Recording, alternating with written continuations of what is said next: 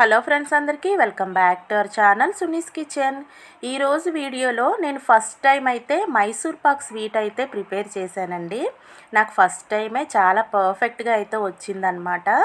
కొత్తగా ఎవ్వరు చేసుకున్నా కూడా ఈజీగా వచ్చే స్వీట్ అండి ఇది.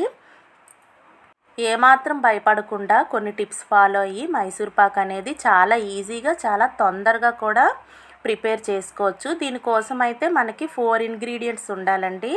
శనగపిండి, పంచదార, నూనె, ఇంకా నెయ్యి అన్నమాట.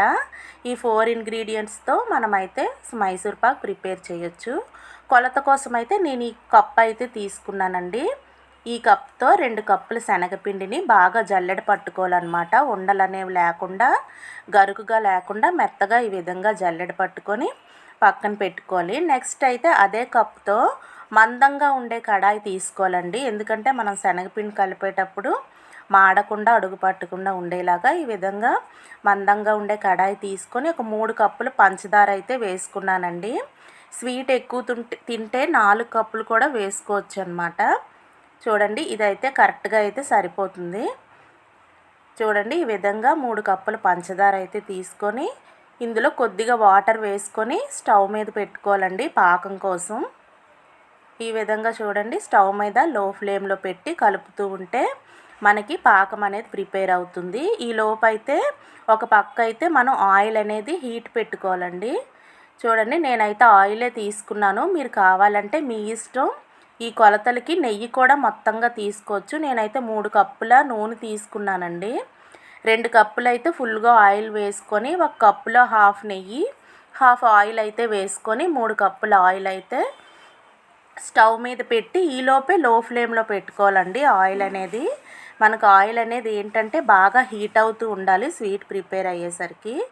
చూడండి, ఈ విధంగా ఈ కప్తో కూడా మనం మొత్తం 3 కప్పులు ఫుల్ అన్నమాట వేసుకొని ఒక పక్క పాకం ప్రిపేర్ అవుతూ ఉంటుంది. ఇంకొక పక్క అయితే ఆయిల్ పెట్టి మనం సిమ్లో పెట్టి ఉంచుకుంటే ఆయిల్ అనేది వేడెక్కుతుందన్నమాట.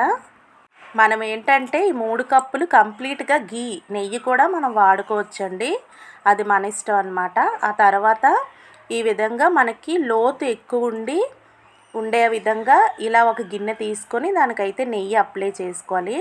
మనం లోతు తక్కువగా ఉండేది తీసుకుంటే మనకు మైసూర్ పాక్ అనేది పల్చగా పాకిపోతుంది అన్నమాట. ఈ విధంగా లోతు ఉండేది తీసుకుంటే మనకి ముక్కలు అనేవి కొద్దిగా దలసరగా వస్తాయి. ఈ విధంగా నెయ్యి అప్లై చేసేసుకోవాలండి. ఈలోపే నెయ్యి అప్లై చేసి పక్కన పెట్టుకోవాలి. ఈ లోపు అయితే చూడండి, దీనికైతే మనకి తీగపాకం, నేను ఇప్పుడు వీడియోలో చూపించిన విధంగా తీగపాకం అనేది కొద్దిగా పొడుగ్గా రావాలన్నమాట.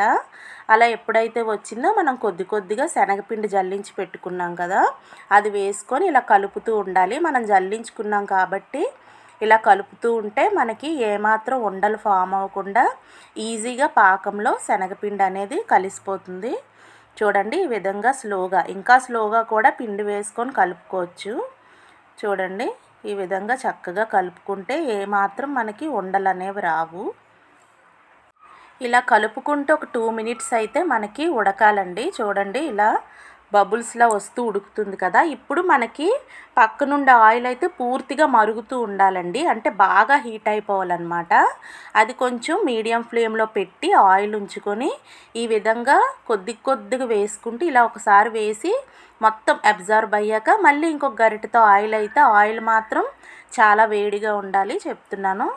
ఈ విధంగా ఆయిల్ వేసుకుంటూ మనం గరిటెతో అయినా లేదంటే మన దగ్గర విస్కర్ ఉంటుంది కదా, దాంతో అయినా కలుపుకుంటే మనకు అడుగు అనేది పట్టకుండా ఈజీగా ఇలా ఆయిల్ అనేది మొత్తం అయితే కలుస్తుందండి.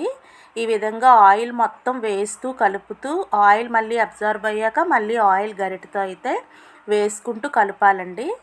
ఈ విధంగా మనం ఆయిల్ వేసిన ప్రతిసారి నురగలా అయితే వస్తుందన్నమాట. చూడండి, ఈ విధంగా మనకి ఏంటంటే ఆయిల్ అనేది ఎక్కువలా కనిపిస్తుంది, అలా ఏమి ఉండదండి. చూడండి, ఇది ఒక రకమైన కన్సిస్టెన్సీ వచ్చాక ఆయిల్ మిగిలిపోయినా కూడా పక్కకు ఉంచేసి లాస్ట్లో యాడ్ చేసుకోవచ్చు. నాకైతే ఆయిల్ అంతా పట్టేసిందనమాట. చూడండి, ఈ విధంగా అలా కలుపుతూ ఉంటూ ఆయిల్ అనేది వేస్తూ ఇలా తిప్పుతూ ఉండాలండి. చూడండి, మైసూర్ పాక్ కన్సిస్టెన్సీ అయితే ఇంక రెడీ అయిపోతుంది. ఇలా గుల్లగా అయితే పిండి అనేది చూడండి ఇలా నురుగులా అయితే ఉడుకుతూ ఉంటుందన్నమాట. చూడండి, ఇదంతా మీడియం ఫ్లేమ్లో అయితే ఈ ప్రాసెస్ అంతా జరగాలండి. ఫైనల్గా అయితే ఈ విధంగా మనకి కడాయి నుంచి పిండి అనేది సెపరేట్ అయిపోతూ ఆయిల్ మొత్తం అబ్జార్బ్ చేసుకొని ఇలా ఉండాలి. మనం ఆల్రెడీ గీ అప్లై చేసుకొని ఉంచిన పాత్రలో అయితే ఈ విధంగా వేసుకొని లైట్గా అనాలండి, గట్టిగా ట్యాప్ చేయకూడదు. ఈ విధంగా లైట్గా సర్దేసుకొని కొద్దిగా ఇలా అయితే ట్యాప్ చేయాలి. అంతేనండి. ఈ కనిపిస్తున్న ఆయిల్ అంతా కూడా మనకి పీల్ చేసుకుంటుంది అనమాట. నెక్స్ట్ 2 మినిట్స్ అయ్యాక ఇది కొంచెం గోరువెచ్చగా అయ్యాక ఈ విధంగా వేడిగా ఉన్నా కూడా పర్లేదు, ఈ విధంగా స్లైసెస్ అనేవి నైఫ్తో ఈ విధంగా కట్ చేసేసుకోవాలండి. కట్ చేసేసుకొని దీన్ని అయితే పూర్తిగా చల్లారనివ్వాలన్నమాట. పూర్తిగా 1 అవర్ పైనే ఫ్యాన్ వేసినా కూడా పర్లేదు, ఫ్యాన్ కింద కూడా చల్లారేసుకోవచ్చు. ఇలా ప్లేట్ పెట్టి ఈజీగా వచ్చేస్తుందండి. మనం గీ అప్లై చేసాం కదా, ఇలా ట్యాప్ చేస్తే మనకి మైసూర్ పాక్ అచ్చు అనేది రెడీ అయిపోయినట్టే. చాలా బాగుంటుందండి, చాలా టేస్ట్గా ఉంటుంది. ఫస్ట్ టైం చేసేవాళ్ళు కూడా ఈజీగా అయితే ట్రై చేయొచ్చండి. ఈ విధంగా అయితే మీరు కూడా ప్రిపేర్ చేయండి. ముందు కొద్దిగా ప్రిపేర్ చేసి తర్వాత ఎక్కువ ట్రై చేయండి. వీడియో నచ్చితే లైక్ చేయండి ఫ్రెండ్స్. చూడండి, ఇలా అయితే మీకు విరిచి చూపిస్తున్నాను. అంతేనండి, మనం ఆల్రెడీ కట్ చేసాం కదా, లైట్ వేడిగా ఉన్నప్పుడు ఇలా ముక్కలు అనేవి మనకి ఈజీగా విడిపోతాయి. చూసారా, టేస్ట్ అయితే చాలా అంటే చాలా బాగుంటుందండి. ఇందులో పూర్తిగా నెయ్యి వాడుకుంటే ఇంకా టేస్ట్గా ఉంటుందన్నమాట.